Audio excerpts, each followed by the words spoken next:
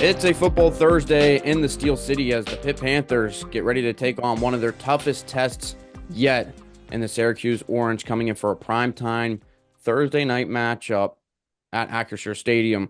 Welcome into the Pittsburgh Sports Now Football Pulse. I'm Nathan Breisinger, joined alongside by Karl Ludwig, as we'll have you covered throughout the day and evening over at Acrisure Stadium over on PittsburghSportsNow.com. But this one is bound to be a big one. Pitt football continuing their historic start, looking to improve to 7-0, the 19th ranked team in the country, taking on an Orange team that is 5-1. They're only lost by 2 points against Stanford, and a team that boasts one of the best quarterbacks in Kyle McCord in the country.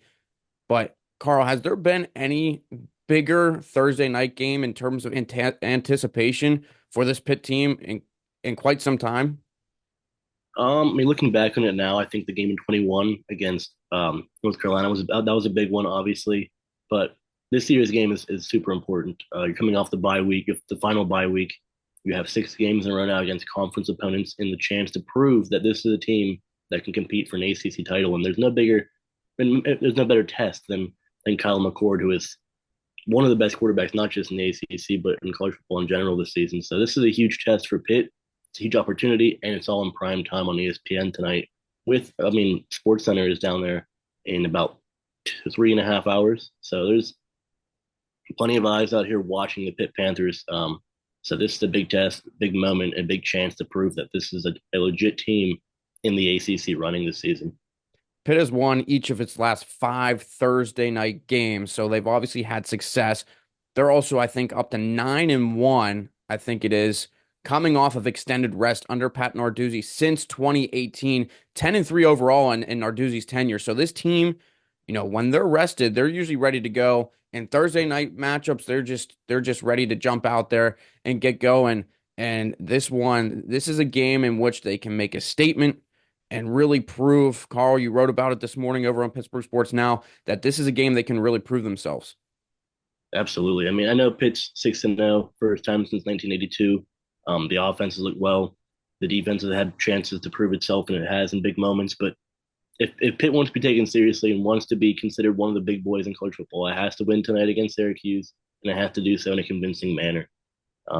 Winning is winning. Of course, a win here would be huge in any manner. But if you want to prove you're a team to watch out for, a team that's on the level of SMU and Clemson and Miami, a big win tonight, a convincing win tonight against a good opponent is, I think, how you prove that.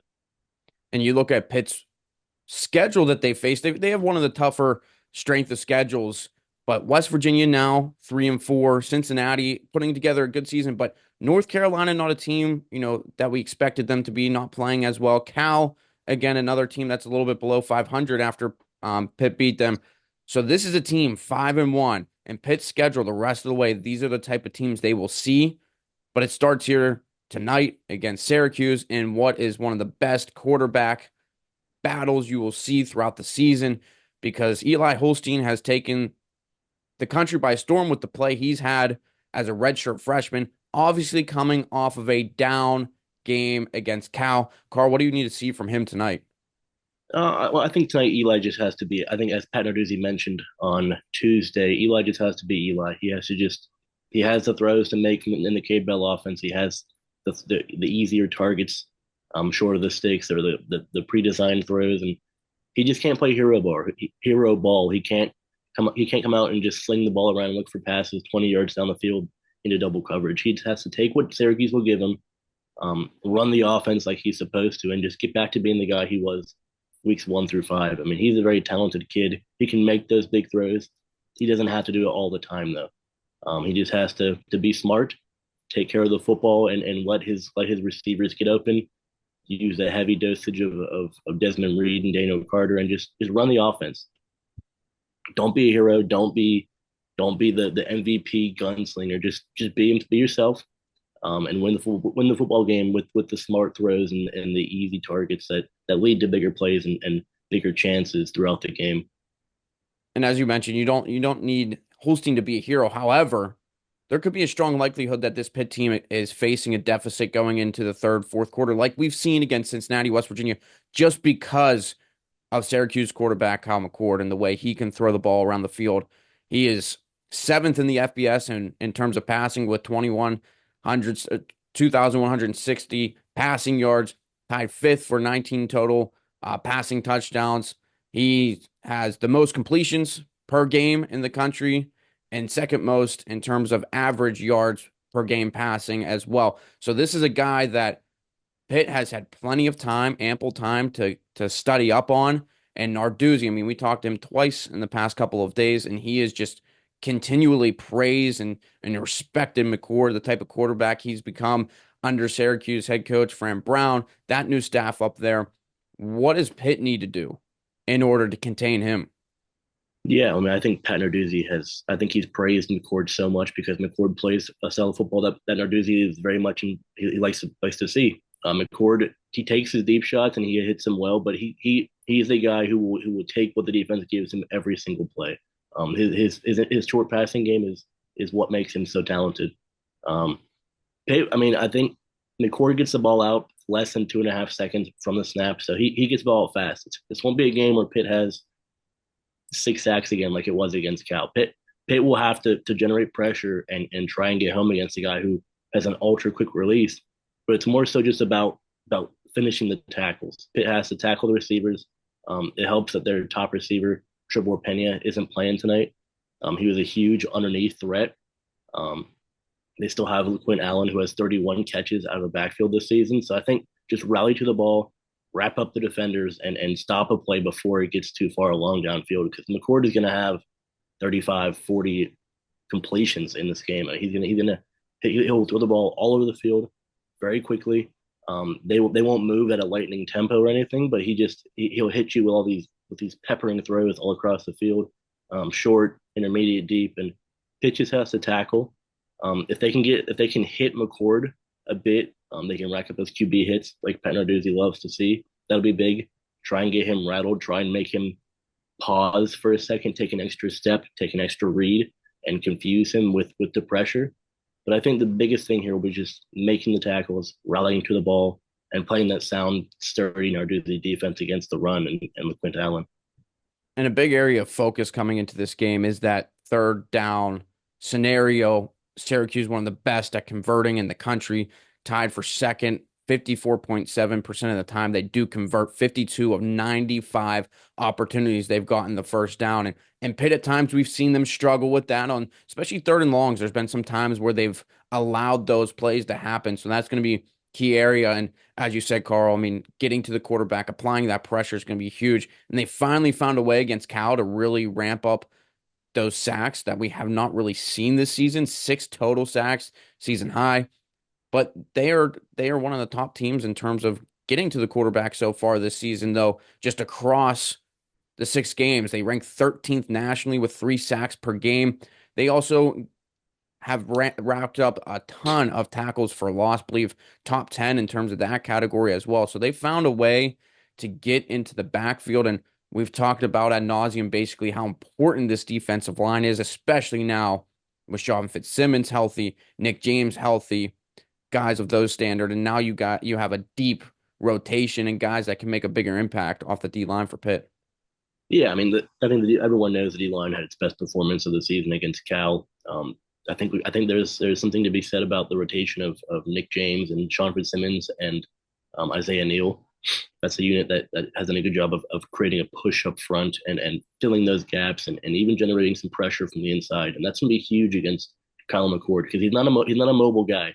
He's not someone like they played like a Garrett Green or a Fernando Mendoza who will make plays on the run and be this huge off platform kind of guy. So if they can get him moving, if they can hit him a bit and they can keep him kind of second guessing where the pressure is coming from, make him hesitate for just a step or just a moment more. That could go a long way in having those linebackers and those ends blitzing off the edge and generating different looks and actually getting those sacks and putting him on the ground. Because putting him in long situations on third down, it hasn't worked out for Pitt quite yet this season, but that's still the goal.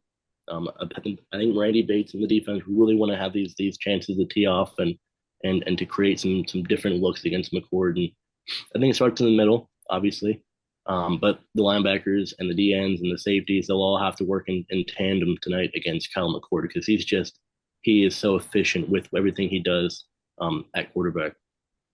All right, Carl, as we prepare for this one, got two questions for you. We'll do the individual one first and then a team one second.